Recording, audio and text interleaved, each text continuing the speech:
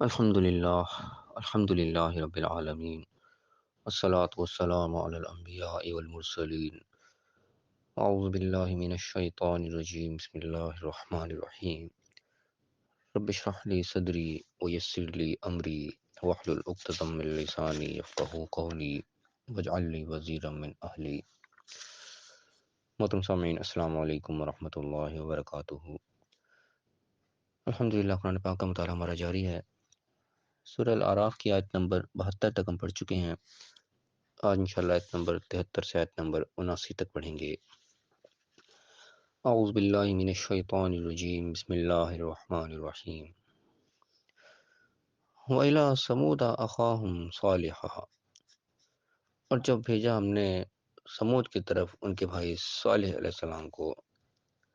جس طرح کہ ہم پیچھے دو رکوع سے پڑھتے آ رہے ہیں کہ مختلف انبیاء کا تذکرہ چل رہا ہے۔ اللہ تعالیٰ مختلف قوموں کا حال بیان کر رہا ہے کہ ان کے پاس اللہ کے پیغمبر پہنچے، انہوں نے کیا پیغام پہنچایا، ان کی قوم نے آگے سے کیا رسپانس کیا، ان کا پھر کیا رزلٹ آیا۔ اس طرح آج کے رکوع میں صالح علیہ السلام کی قوم سمود کا تذکرہ آ رہا ہے۔ اللہ تعالیٰ ارشاد فرما رہا ہے کہ سمود کی طرف تو ہم نے ان کے بھائی صالح کو بھیجا۔ قال، انہوں نے کیا کہا، یا قوم اعبدوا اللہ ما لکم من الہ غیرہ، اے میری قوم، اللہ کی عبادت کرو، اللہ کی غلامی کرو، اس کے سوا تمہارا کوئی الہ نہیں، کوئی معبود نہیں ہے، کوئی ایسی ذات، کوئی ایسی ہستی نہیں ہے جس کی تم غلامی کرو۔ وہی الفاظ جو پچھلے پیغمبروں نے اپنے قوم سے کہے۔ اگر فرمایا کہ قد جاءتکم بینۃ من ربکم، کہ یقیناً تمہارے پاس تمہارے رب کی طرف سے، تمہارے مالک کی طرف سے بینہ، واضح دلیل، ایک نشانی، ایک کھلی چیز آ گئی۔ ہذہ ناقۃ اللہ، ہذہ ناقۃ اللہ لکم، یہ اللہ کی اونٹنی ہے تمہارے لیے، آیتن، ایک نشانی۔ یہاں پہ اونٹنی کو بھی آیت کہا جا رہا ہے، تھے کہ ہم پہلے پڑھ کے آئے کہ اللہ کی طرف سے نازل کردہ آیات ہوتی ہیں قرآن کی، یا جب پہلی کتابیں نازل ہوئیں، ان کے الفاظ کو، ان کے جملوں کو بھی آیت کہا جاتا ہے، اور اس کے علاوہ بھی دنیا کے اندر جو نشانی تھی ان کو بھی آیات کہا جاتا ہے۔ اب یہاں پہ اونٹنی کو جو ایک آیت کہا گیا، نشانی کہا گیا۔ کیا کہا کہ تمہارے لیے اللہ کی طرف سے ایک نشانی ہے، یہ اونٹنی یعنی کہ کوئی عام چیز نہیں ہے، یہ اللہ کی طرف سے ایک نشانی کے طور پہ، تمہارے ایک امتحان کے طور پہ آئی ہے۔ فَذَرُوهَا، تو اس کو چھوڑ دو، تَأْکُلْ فِی أَرْضِ اللَّہِ، یہ اللہ کی زمین میں کھائے پیے جس طریقے سے بھی۔ وَلَا تَمَسُّوهَا بِسُوءٍ، اس کو کسی برائی سے ہاتھ مت لگانا، کوئی اس کے ساتھ برا سلوک مت کرنا۔ فَيَأْخُذَکُمْ عَذَابٌ أَلِیمٌ، تو تمہیں دردناک عذاب آ پکڑے گا۔ یہاں پہ کوئی ایک ریسٹرکشن لگا دی، مختلف یعنی کہ معاملات میں دنیا کے اندر یہی ہے، کوئی ڈو اینڈ ڈونٹ ہے، کوئی کام کرنا ہے، کچھ نہیں کرنا۔ اب یہاں پہ بھی کام کو نہ کرنے کا حکم دے دیا گیا کہ اس اونٹنی کے ساتھ برا سلوک نہیں کرنا، اس کو چھوڑ دو، جیسے مرضی کھائے پیے، آزاد گھومے پھرے، یہ اللہ کی طرف سے ایک نشانی ہے۔ اس کے ذریعے یعنی کہ تمہارا امتحان لیا جائے گا، یہ کھائے گی جہاں سے مرضی، کوئی ایسی جگہ سے بھی کھائے گی تمہیں برا بھی لگے گا اس کو، لیکن تم نے اس کے ساتھ برائی نہیں کرنی، تم نے اس کے ساتھ برائی سے ہاتھ نہیں لگانا، اس کو کوئی تکلیف نہیں پہنچانی، اگر پہنچائی تو تمہیں دردناک عذاب آ جائے گا۔ فرمایا وَاذْكُرُوا إِذْ جَعَلَكُمْ خُلَفَاءَ مِن بَعْدِ عَادٍ،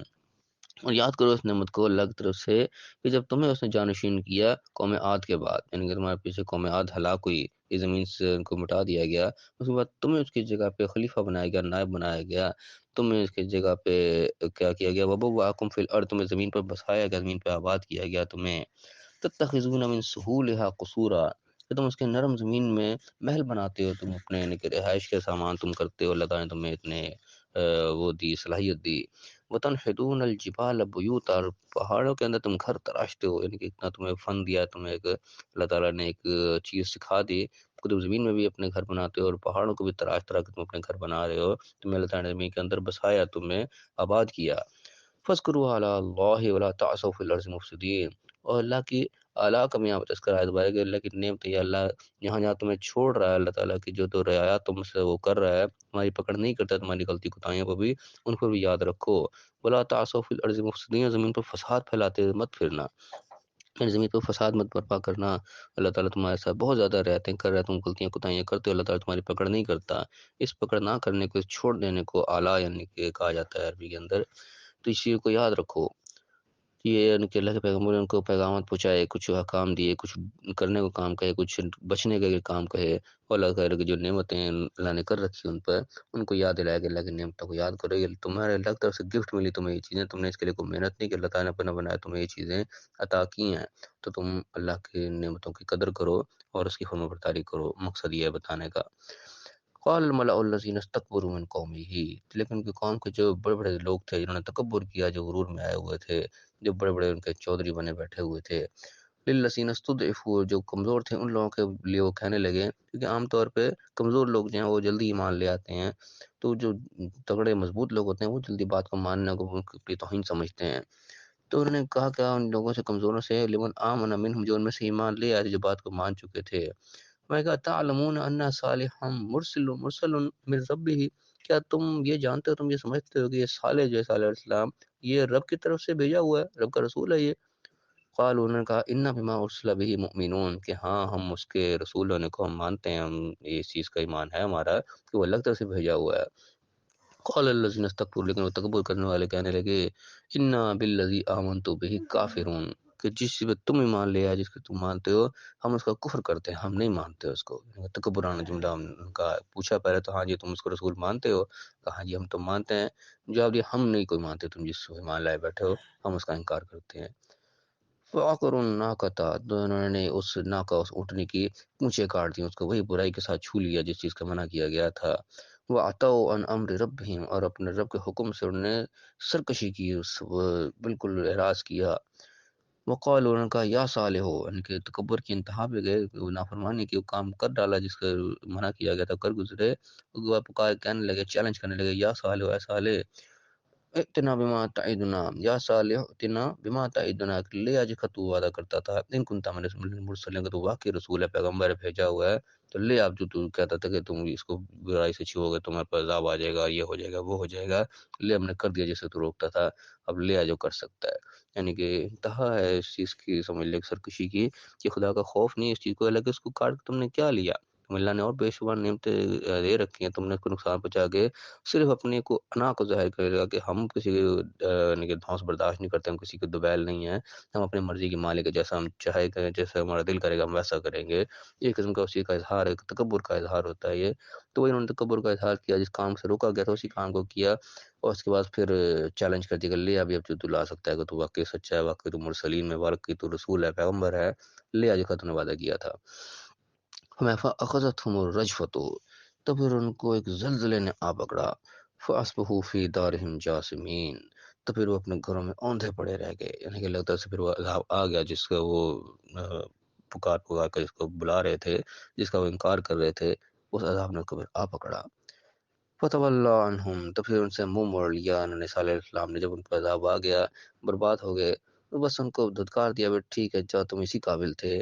وقال، کہنے لگے، یا قوم لقد ابلغتکم رسالۃ ربی، کہ اے میری قوم، میں نے تو تمہیں پہنچائے تھے اللہ کے پیغامات، تمہیں ملے تھے میرے رب کے، میں نے تب تک باتیں ساری پہنچا دی تھی، میں نے ساخت لکم، اور تمہاری نصیحت کی تھی، تمہارا خیر خواہی چاہی تھی، ولیکن لا تحبون الناصحین، لیکن تم نصیحت کرنے والے، تم خیر خواہوں کو پسند ہی نہیں کرتے، یہ تمہیں برا لگتا تھا کہ تمہاری کوئی خیر خواہی کر رہا ہے، تمہیں کسی برائی سے روک رہا ہے، تم کسی گڑھے میں اندھے کنویں میں گرنے جا رہے ہیں، تمہیں کوئی گائیڈ کر رہا ہے، تمہیں کوئی روک رہا ہے، تمہیں یہ چیز توہین لگتی تھی، تمہیں برا لگتا تھا کہ ہمیں کوئی کیوں روک رہا ہے، ہم اپنی مرضی سے جہاں مرضی جائیں، تم اس کو توہین سمجھتے تھے، لو دیکھ لو پھر کیا انجام تمہارا ہوا۔ تو یہاں پہ بھی یہ واقعہ اللہ تعالیٰ نے بیان کیا قوم سمود کا، جو صالح علیہ السلام کی قوم تھی،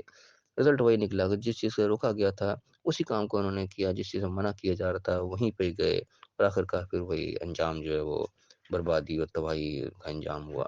تو ہمارے لیے ان واقعات کے اندر یہ سبق ہے کہ ہمیں بھی اللہ تعالیٰ نے کچھ کرنے کا کام دیا ہے، کوئی چیز سے رکنے کا حکم دیا ہے، تو ہمارا کام ہے جن کام کو کرنے کا حکم دیا وہ ہم کریں، جن چیز سے ہمیں روکا گیا ہے وہ ہم رکے ہر حال میں، چاہے وہ دنیائی معاملات ہیں چاہے وہ دینی معاملات ہیں۔ دنیا میں رہنا ہے تو اللہ تعالیٰ نے ہمیں جھوٹ سے منع کیا، دھوکے سے منع کیا،